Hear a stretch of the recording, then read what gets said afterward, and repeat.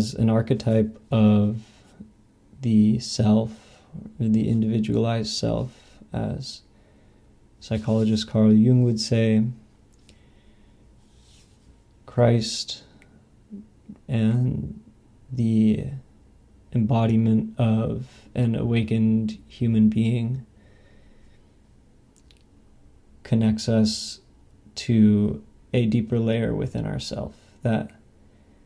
we don't have to put teachers on a pedestal even if they are awakened. They are pointing to that potential within yourself to be the same, to be transcendent of the human condition altogether. And the depth of awareness that comes with an expanded perception of who one is comes with a great humility and a great responsibility. That one with great awareness has the opportunity to uplift the whole of humanity and to understand that one, like Jesus or Buddha or many other yogis and saints like Saint Francis or Yogananda, that there are these illuminated beings that pop into the universe or into this realm, this side of creation, every now and again to remind us of things that are valuable for the time and the place of that teacher. And each message perhaps has something a little different, and oftentimes there's the awareness of diversity in unity, and that the differentiated opinions provide a great value and richness to human experience, and there is an expression of oneness and of unity when we are all expressing our individualized self. So self-realization, or the awakening of consciousness within oneself, and consciousness just being the fabric of the universe that we are, or the fabric of whatever is even creating the universe, that there is perhaps layers beyond the physical dimensions that we can measure that gives us a deeper window of access into our highest self and our experience of that as something that's immediate and present, not mediated by a religion necessarily, that it's available to anyone, and there are great benefits to practices and teachers. And if we're to say spirituality or religion in any sense is valuable, it has to be practical, it has to be scientific, and it has to be something that one can experience. And that this gives us a much greater awareness of why someone would have a daily practice. And to go deeper into that practice of whether it's a certain religion that brings something valuable to you, or spending time in nature, or having deep conversations, or having yoga practice or meditation, or even singing and playing music, or even making food and sharing that with others, sharing our gifts with the world, that there's many, many, many ways for us to express our individuality. And that's essentially what this is about, that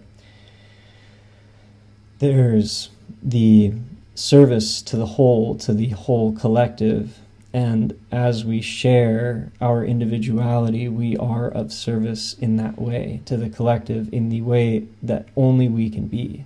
And that when we are doing that, that is our supremely blissful state of, one would call Dharma, you would call it Bhakti Yoga, you could even call it living in bliss, or in a state of nirvana or ecstasy, that there is a divine joy to being in resonance with the dimension of clarity and freedom that consciousness brings. And this is the awareness that this world is a dream-like world. It's at the quantum level, even at the atomic level, how we have this great experience of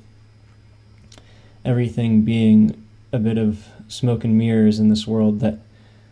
there's the truth and the beauty that we focus on, and that when we see that within ourselves, we see it in others, and when we see it in others, we see it in ourselves. And this is intimacy at the true level of resonance with oneself in the inner and the outer world, recognizing that matter is still energy, is still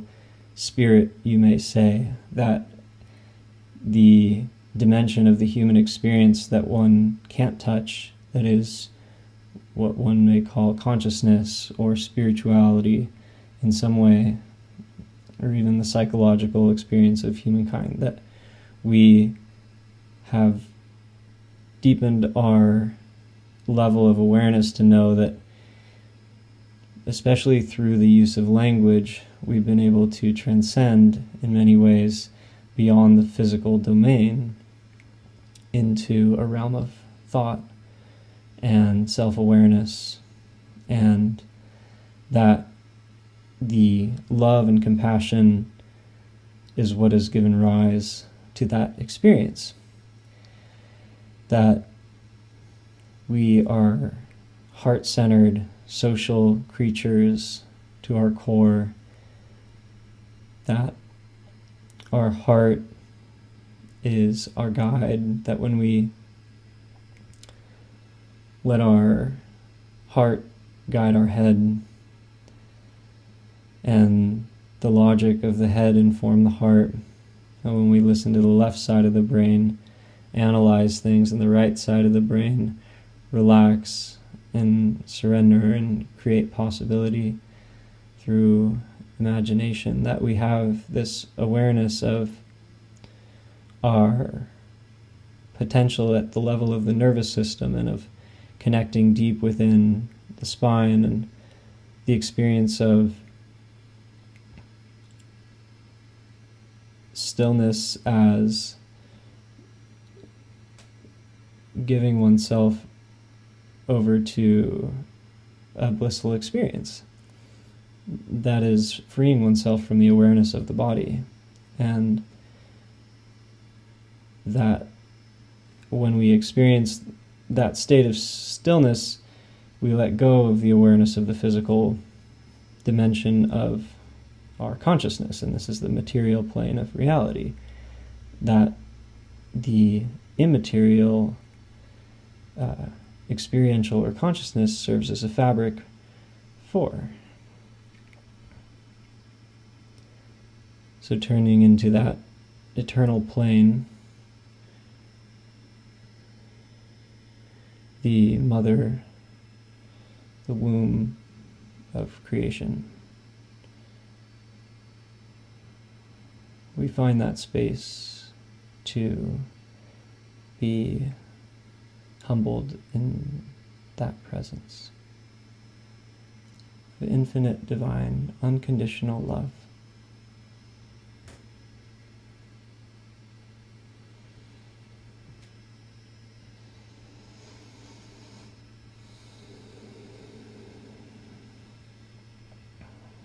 And we receive that.